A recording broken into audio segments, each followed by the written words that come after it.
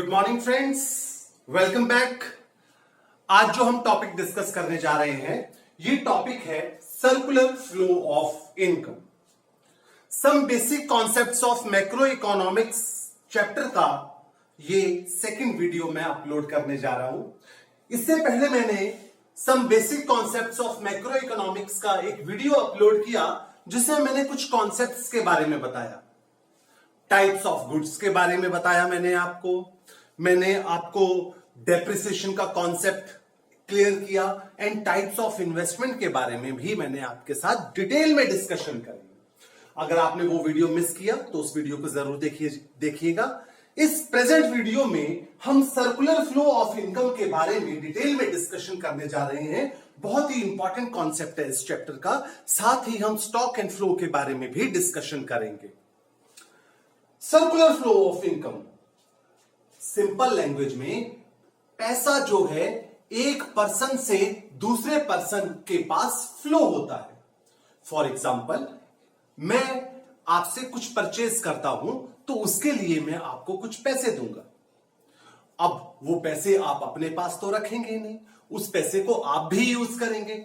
आप किसी और पर्सन के पास से कुछ चीजें परचेज करेंगे, वो पैसा आपसे किसी और पर्सन के पास चला जाएगा। इसी तरह ये पैसा ट्रेवल करता रहेगा। सो इसी कॉन्सेप्ट के बेस पे हम डिस्कशन करने जा रहे हैं सर्कुलर फ्लो ऑफ इनकम, पैसा कैसे फ्लो करेगा। वैसे तो हमारे इकोनॉमी के अंदर कई सारे सेक्टर्स होते हैं, household sector, production sector, financial sector, government sector, external sector, बहुत सारे सेक्टर्स हैं। लेकिन +2 की गाइडलाइंस के हिसाब से हमने सर्कुलर फ्लो को सिर्फ 2 सेक्टर मॉडल में डिस्कस करना है। हम मान के चल रहे हैं 2 सेक्टर हैं, household sector and production sector firms. So इन दोनों के बीच में जो ट्रांजैक्शन होती है, हम प्रोड्यूसर से कुछ खरीदते हैं, कुछ चीजें प्रोड्यूसर हमसे खरीदता है। इन दोनों के बीच में जो चीजों का ट्रांजैक्शन होता है, चाहे वो मॉनेटरी ट्रांजैक्शन हो चाहे नॉन मॉनेटरी ट्रांजैक्शन हो, इन दोनों के बीच में ट्रांजैक्शन को ही सर्कुलर फ्लो ऑफ इनकम बोला गया है। तो आइए देखते हैं कि किस तरीके का ट्रांजैक्शन होता है हाउस होल्ड, हम लोगों के बीच में, और प्रोडक्शन सेक्टर के बीच में, प्रोड्यूसर के बीच में। बड़ा ही आसान सा है। अब ये है हाउस होल्ड सेक्टर, ये है firm producer, production sector. Producer को कमोडिटी प्रोड्यूस करने के लिए कुछ चीजें चाहिए, लैंड चाहिए, लेबर चाहिए, एंटरप्रेन्योर चाहिए। तो इसको जो इनको हम बोलते हैं फैक्टर सर्विसेज। प्रोड्यूसर को कमोडिटी को प्रोड्यूस करने के लिए फैक्टर सर्विसेज चाहिए। ये factor services house hold sector जो है प्रोवाइड करता है। हाउस होल्ड सेक्टर ने फैक्टर सर्विसेज प्रोड्यूसर को प्रोवाइड करें, क्योंकि हम उसे लेबर दे रहे हैं, लैंड दे रहे हैं, फैक्टर सर्विस दे रहे हैं, तो इसके बदले में प्रोड्यूसर हमें उसकी पेमेंट भी देगा। प्रोड्यूसर ने हमें पेमेंट दे दी, फैक्टर सर्विस के बदले में प्रोड्यूसर ने हमें फैक्टर पेमेंट दी, रेंट, इंटरेस्ट, प्रॉफिट, वेजेस की फॉर्म में। अब पैसा प्रोड्यूसर से हाउस होल्ड सेक्टर के पास आ गया। अब जो प्रोड्यूसर ने गुड्स एंड सर्विसेज प्रोड्यूस करी हैं, हमने गुड्स एंड सर्विस प्रोड्यूसर से डिमांड करी। गुड्स एंड सर्विसेज हमने परचेज करी, उसके बदले में हमने हाउस होल्ड सेक्टर ने प्रोड्यूसर को पैसा दे दिया। सो एक तरफ पैसा आया क्योंकि हमने फैक्टर सर्विसेज दी थी, दूसरी तरफ पैसा चला गया क्योंकि हमने गुड्स एंड सर्विस डिमांड करी। सो ये हाउस होल्ड सेक्टर और प्रोडक्शन सेक्टर के बीच में इनकम का जो पैसे का आदान प्रदान हो रहा है, इसे ही हम सर्कुलर फ्लो ऑफ इनकम बोलते हैं। अब ये सर्कुलर फ्लो ऑफ इनकम आगे 2 तरह के फ्लो को रिफ्लेक्ट कर रहा है। एक है मॉनेटरी फ्लो, जिसे नॉमिनल फ्लो बोला जाता है, एक नॉन मॉनेटरी फ्लो जिसे रियल फ्लो भी बोला जाता है। इसी फ्लो के अंदर आपको मॉनेटरी और नॉन मॉनेटरी दोनों फ्लो दिख रहे हैं। दोनों फ्लो को एक्सप्लेन करके बताऊंगा। आप देखें, इस फ्लो को ध्यान से देखें। ये जो इनर ट्रांजैक्शन है, ये है non monetary transaction, non monetary flow, जहां पे पैसा बिल्कुल इन्वॉल्व नहीं है। Non monetary transactions are those transactions in which money is not included. ये वो फ्लो है जिसमें मनी का कोई रोल नहीं है, जैसे कि फर्म ने, प्रोड्यूसर ने हमें गुड्स एंड सर्विसेज दी है और हमने इसे फैक्टर सर्विसेज दी है। लैंड, लेबर, कैपिटल, एंटरप्रेन्योर हमने दिया प्रोड्यूसर को। अच्छा, फिर है हमारे पास मॉनेटरी फ्लो। मॉनेटरी फ्लो वो ट्रांजैक्शंस है जिसके अंदर पैसा इंक्लूडेड है। पैसे का आदान प्रदान हुआ। कैसे हुआ? फर्म ने हमें फैक्टर पेमेंट दी क्योंकि हमने उसे फैक्टर सर्विस दी थी, और हमने उसे पेमेंट रिसीव की क्योंकि हमने गुड्स एंड सर्विस उससे परचेज करी थी। सो हमारे बीच में, हाउस होल्ड सेक्टर के बीच में और प्रोडक्शन सेक्टर के बीच में जो ट्रांजैक्शंस हुई हैं, मॉनेटरी, नॉन मॉनेटरी, इसको हम सर्कुलर फ्लो बोलते हैं। सर्कुलर फ्लो के अंदर दो तरह की ट्रांजैक्शंस है, मॉनेटरी ट्रांजैक्शंस जिसके अंदर पैसा इंक्लूडेड होता है, नॉन मॉनेटरी ट्रांजैक्शंस यहां पे पैसा इंक्लूडेड नहीं होता। मॉनेटरी ट्रांजैक्शंस के अंदर दो चीजें आती हैं, फर्म से house hold factor payment, house hold से फर्म के पास जाएगा payment receipts goods and service का। नॉन मॉनेटरी ट्रांजैक्शंस में दो ट्रांजैक्शंस हैं, हाउस होल्ड सेक्टर से फर्म के पास फैक्टर सर्विसेज जाती हैं, rent, land, labour, capital, entrepreneur, और फिर फर्म से हाउस होल्ड सेक्टर के पास गुड्स एंड सर्विसेज आती हैं। यह है हमारा circular flow of income two sector model के केस में, जो कि हमारी सिलेबस की गाइडलाइंस के हिसाब से है। अच्छा, ये जो हमने सर्कुलर फ्लो ऑफ इनकम पढ़ा है, ये क्वेश्चन है कि सर्कुलर फ्लो ऑफ इनकम का क्या सिग्निफिकेंस है, क्या इंपॉर्टेंस है। ये सर्कुलर फ्लो ऑफ इनकम हमें इंटरडिपेंडेंस बताता है। House hold sector production sector के ऊपर डिपेंडेंट है अपनी सर्वाइवल के लिए, और production sector house hold sector के ऊपर डिपेंडेंट है। प्रोडक्शन सेक्टर को काम तभी कर पाएगा जब हाउस होल्ड सेक्टर से फैक्टर सर्विसेज मिलेगी, एक। दूसरा, उसने कमोडिटी प्रोड्यूस करी है, अगर हाउस होल्ड सेक्टर खरीदेगा नहीं तो प्रॉफिट कैसे आएगा, दो। और house hold sector production sector के ऊपर डिपेंडेंट है क्योंकि उसे पैसा, अगर वो इंप्लॉयमेंट जनरेट करेगा तभी तो पैसा मिलेगा उसे, प्लस वो गुड्स एंड सर्विसेज प्रोड्यूस करेगा तभी तो जिंदा रह पाएगा। सो दोनों सेक्टर एक दूसरे के ऊपर डिपेंडेंट है। सर्कुलर फ्लो का कॉन्सेप्ट हमें यह समझाता है। दूसरी बात क्या समझाता है? Generation of national income. Circular flow के कॉन्सेप्ट को पढ़ा तो इससे हमें पता लगता है कि कंट्री में नेशनल इनकम कितनी जनरेट होगी। अभी आप देखें, कंट्री की अगर इनकम डिटरमिन करनी हो तो क्या कॉन्सेप्ट है? इनकम किस तरह से डिटरमिन की जाती है कंट्री की? मार्केट वैल्यू के हिसाब से। जितनी भी गुड्स एंड सर्विस प्रोड्यूस हुई हैं एक साल के अंदर, जितनी भी गुड्स एंड सर्विस प्रोड्यूस हुई हैं कंट्री में एक साल के अंदर, उसकी मार्केट वैल्यू को ही हम कंट्री की इनकम मानते हैं। अगर 100 रुपए की गुड्स प्रोड्यूस होंगी एक साल में तो कंट्री की इनकम 100 है। 200 रुपए की गुड्स एंड सर्विसेज प्रोड्यूस हुई है तो कंट्री की इनकम 200 रुपए है। सो यहां से हमें पता लगता है सर्कुलर फ्लो से कि प्रोडक्शन सेक्टर ने गुड्स एंड सर्विसेज प्रोड्यूस करी हैं। जो goods and service production sector produce करेगा उसकी मार्केट वैल्यू को चेक करो और उसी से हम अपनी नेशनल इनकम निकाल सकते हैं। So circular flow of income help करता है ये जानने में कि household sector production sector एक दूसरे के ऊपर डिपेंडेंट है अपने सर्वाइवल के लिए, और सर्कुलर फ्लो ऑफ इनकम का कॉन्सेप्ट कंट्री की इनकम को डिटरमिन करने में हेल्प करता है, क्योंकि इससे हम जान जाते हैं कि कंट्री में कितने की गुड्स प्रोड्यूस हुई हैं, उसकी मार्केट वैल्यू कितनी है, और उसकी मार्केट वैल्यू ही कंट्री की नेशनल इनकम होती है। सो इसके बाद हम नेक्स्ट टॉपिक पे आते हैं कि जो सर्कुलर फ्लो ऑफ इनकम है ना, इस सर्कुलर फ्लो ऑफ इनकम के 3 फेजेस हैं। 3 फेजेस होते हैं सर्कुलर फ्लो ऑफ इनकम के। ये 3 फेजेस क्या हैं? एक प्रोडक्शन फेज, अभी एक्सप्लेन करके बताऊंगा, इनकम फेज और एक्सपेंडिचर फेज। यहां पे प्रोडक्शन फेज कैसे? ये जो अभी मैंने 2 सेक्टर मॉडल बताया, प्रोड्यूसर ने, फर्म्स ने, प्रोडक्शन सेक्टर ने गुड्स एंड सर्विसेज प्रोड्यूस करी, ये हमने अभी देखा।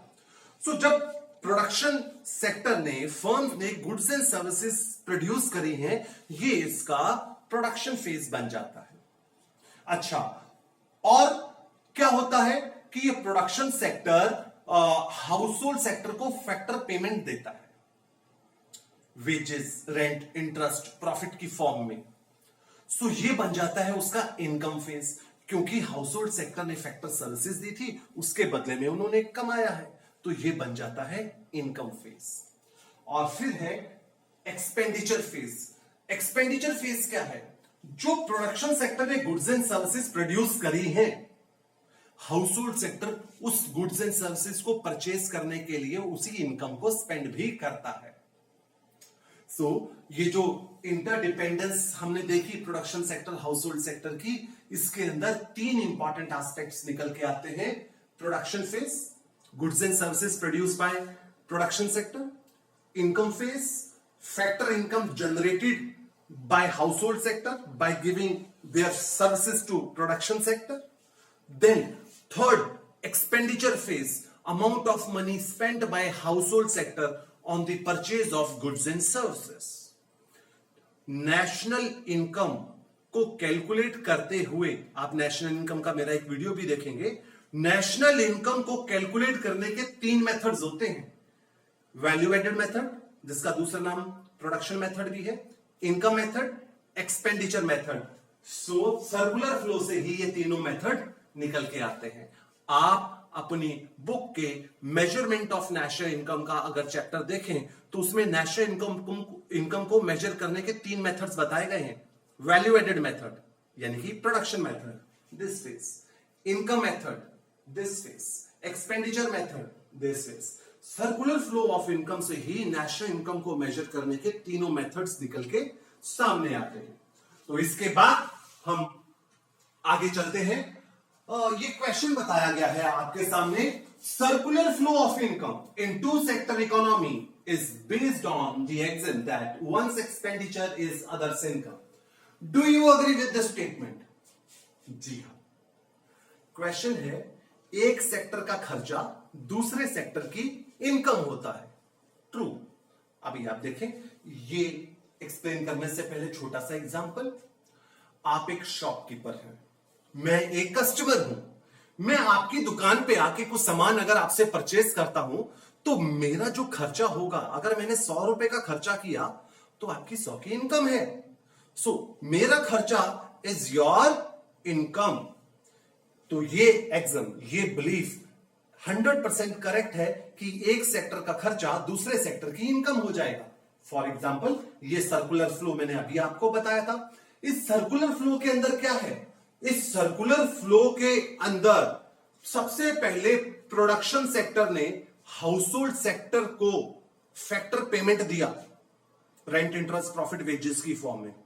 सो ये जो फैक्टर पेमेंट प्रोडक्शन सेक्टर ने हाउस होल्ड सेक्टर को दिया, ये प्रोडक्शन सेक्टर का एक्सपेंडिचर है और हाउस होल्ड सेक्टर की इनकम हो गया।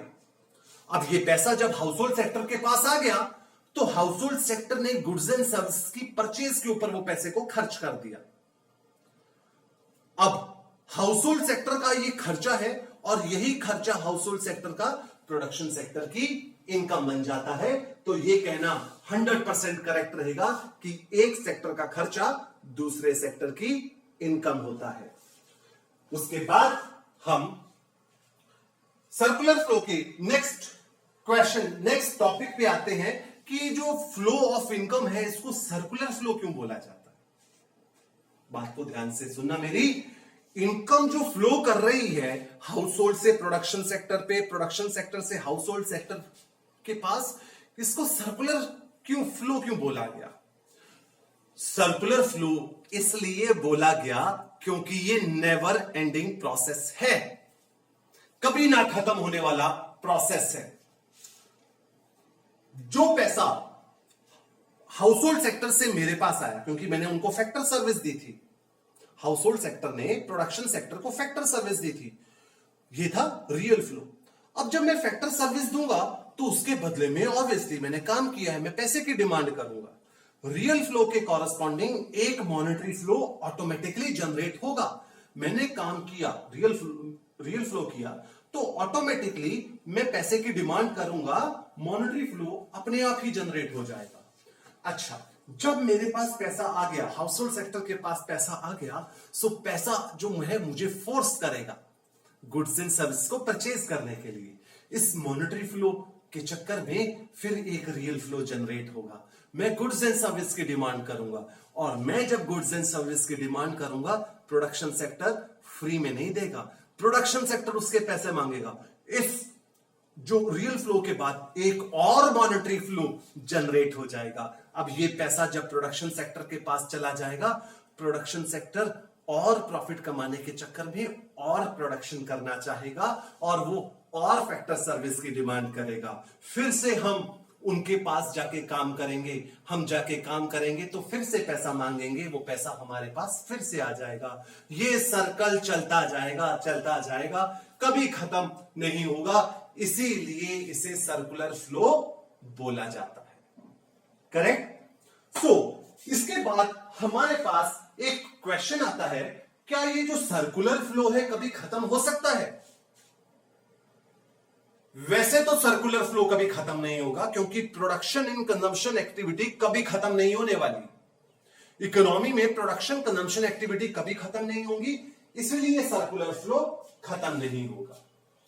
हाउएवर, एक हाइपोथेटिकल सिचुएशन हम कह सकते हैं कि ये तभी हो सकता है कि हमारे पास पैसा आए और हम ज्यादा से ज्यादा सेविंग करना स्टार्ट करते रहें, तो एक सिचुएशन ऐसी आ सकती है जहां पे आके ये सर्कुलर फ्लो एंड हो जाए।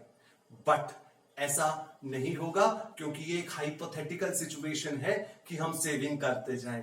रियल लाइफ में सर्वाइवल के लिए हमें कंजम्पशन करनी ही पड़ेगी, तो ये सर्कुलर फ्लो कभी खत्म होने वाला नहीं है।